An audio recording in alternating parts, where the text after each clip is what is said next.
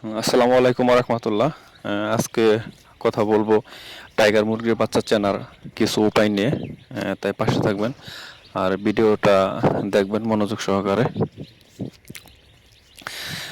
Tiger মুরগির বাচ্চা মূলত এখন একটি চাহিদা সম্পন্ন বাচ্চা। কেননা এই টাইগার মুরগির খামার নিয়ে এখন অনেক নতুন উদ্যোক্তারা খামারের চিন্তা ভাবনা করতেছে, যার ফলে এর বাচ্চাটা খুব চাহিদা সম্পন্ন হয়ে গেছে। বিভিন্ন হ্যাচারি বলেন বা যারা খামার থেকে ইনকিউবেটর দিয়ে বাচ্চা ফুটিয়ে বিক্রি করে, তারা মূলত দেখা যায় অনেক সময় টাইগার মুরগির বাচ্চার সাথে অন্যান্য যে মুরগির বাচ্চা আছে, বিভিন্ন মুরগির বাচ্চা আছে, এগুলা ওরা সাথে দিয়ে দেয়, যার ফলে আমরা অরিজিনাল টাইগার মুরগির বাচ্চাটা সংগ্রহ করতে পারি না। ফলে আমাদের অনেক সময় দেখা যায় যে লসের সম্ভাবনাটা বেশি থাকে। আমি প্রথমেই বলি যে বাচ্চা নির্বাচন যদি আপনাদের ভুল হয়, তাহলে কখনো সফল হওয়া সম্ভব না। কারণ আপনাদের বাচ্চার মধ্যে যদি ঝামেলা থাকে, ভেজাল থাকে, তাহলে কোনোভাবেই সফল হওয়ার সম্ভাবনাটা তেমন হয়তো বা নাও থাকতে পারে। কেননা টাইগার মুরগির যে গ্রোথটা আসে, আপনি যদি অরিজিনাল বাচ্চা না পান, তাহলে তো এই গ্রোথ আসার কথা না। যদি দেশি মুরগি ঢুকিয়ে দেয়, তারপরে সোনালী মুরগি আছে, এই বাচ্চাগুলো যদি পাশাপাশি কিছু দিয়ে দেয়, তাহলে তো আপনার এই টাইগার মুরগির যে গ্রোথটা এটা আসবে না। আর বাচ্চাটা এমন একটি পর্যায়ে আছে যা আপনার উপায় বা চেনার তেমন কোনো উপায় আপনি বুঝতে পারবেন না। যদিও উপায়গুলা শুনলেও আপনার এতটা হয়তো বা মিলাতে পারবেন না। কারণ কালার দেশি মুরগির বাচ্চা, সোনালী মুরগির বাচ্চা বলেন, এগুলো প্রায় দেখতে সেমই একরকম হয়ে থাকে। শুধু টাইগার মুরগির যে বাচ্চাগুলা, এগুলার চেনার একটু উপায় থাকতে পারে, তা হলো যে টাইগার মুরগির বাচ্চার যে পা গোলা আছে, এগুলা মোটামুটি অনেকটা মোটা হয়। সাধারণ মুরগি যা আছে, এগুলা মুরগি থেকে অনেকটা মোটা হয়ে থাকে। তারপরে একটা উপায় হলো যে আপনাদের টাইগার মুরগির যে বাচ্চাগুলা, এগুলার ওয়েট মূলত জিরো বাচ্চা বা একদিনের বাচ্চা বলেন, এক থেকে 45 গ্রাম, 40 গ্রাম, আবার 48 গ্রাম, 50 গ্রাম পর্যন্ত হয়ে থাকে। তাই ওয়েট একটু দেখে নেবেন যে বাচ্চাগুলোর ওয়েট কীরকম আছে। মূলত 45, 50 বা 40 এর ভিতরে আছে কিনা, তাহলে কিছুটা ধারণা করতে পারবেন যে এগুলা টাইগার মুরগির বাচ্চা। তাছাড়া তেমন কোনো উপায় নাই। এগুলা দেশি মুরগির মতোই, দেশি মুরগির বাচ্চার মতোই অনেকগুলা কালার হয়ে থাকে।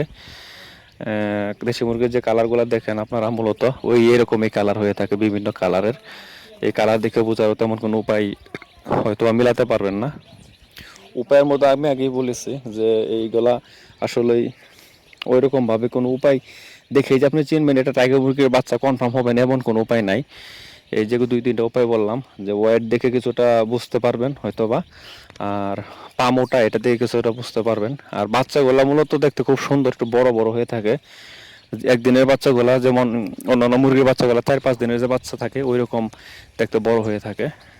এই জন্য এটাও কিছুটা যদি বুঝে নিতে পারেন, তাই চেষ্টা করবেন মূলত চেনার চাইতে চেনে বাচ্চা কেনার থেকে বিশ্বস্ত কোনো আপনার হ্যাচারি বা কোনো বিক্রেতার কাছ থেকে বাচ্চা ক্রয় করতে পারেন কিনা, এটাই সবচেয়ে ভালো হয়।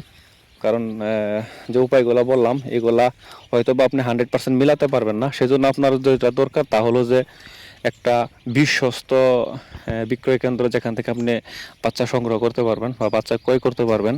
তাই সবসময় চেষ্টা করবেন যাতে বিশ্বস্ত কোনো লোকের কাছ থেকে এই বাচ্চাগুলো ক্রয় করা যায়। তা না হলে দেখা যাবে আপনি কিনছেন টাইগার মুরগির বাচ্চা, টাইগার মুরগির বাচ্চা চিন্তা ভাবনা করতেছেন যে আমি টাইগার মুরগির বাচ্চা মূলত 45-46 দিনে 1 কেজি হয়ে যায়।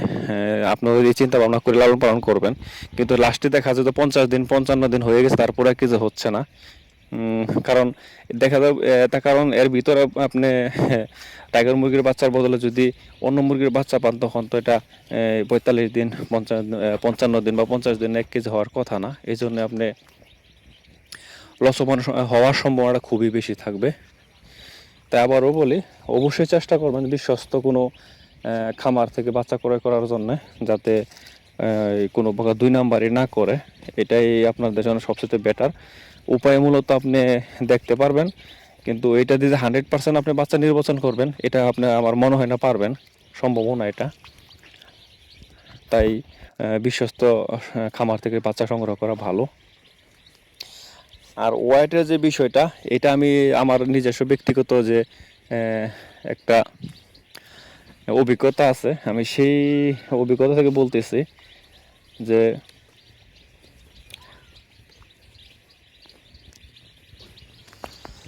টাইগার মুরগিটা মূলত এই ওয়েটের বিষয়টা, এটা দেশি মুরগির মতো যেমন মোরগ আর মুরগি আলাদা ওয়েটের হয়ে থাকে। এক সমান বয়সের বাচ্চা হলো মোরগের যে ওয়েটটা আসবে, মুরগির বাচ্চা যেটা মুরগি বলে, তাতে কখনো এই সমান ওয়েট আসবে না। তাই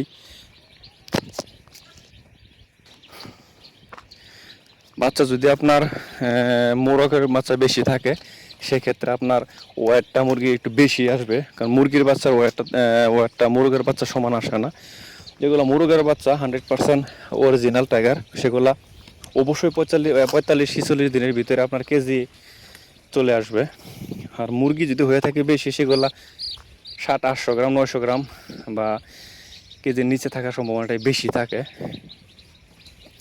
আর এটা হলো একটা আপনার মুরগির একটু ব্যাড লাকের বলতে পারেন, কারণ এটা তো আর যখন জিরো বাচ্চা থাকে তখন তো কোনটা মুরগি কোনটা মুরগ বোঝা কোনো উপায়ই নেই।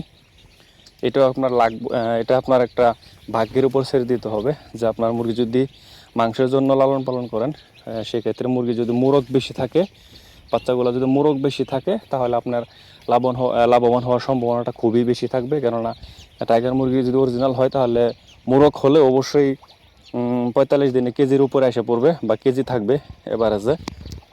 তাছাড়া ওয়েট কম আসবে মুরগি থাকলে। তাই সবসময় চেষ্টা করবেন একটু দেখে শুনে একটা বিশ্বস্ত খামার থেকে বাচ্চা নেওয়ার জন্যে। আর ভিডিও কোনো ভুল ত্রুটি হয়ে থাকলে ক্ষমা দৃষ্টিতে থাকবেন। আসসালামু আলাইকুম ওয়া রাহমাতুল্লাহ।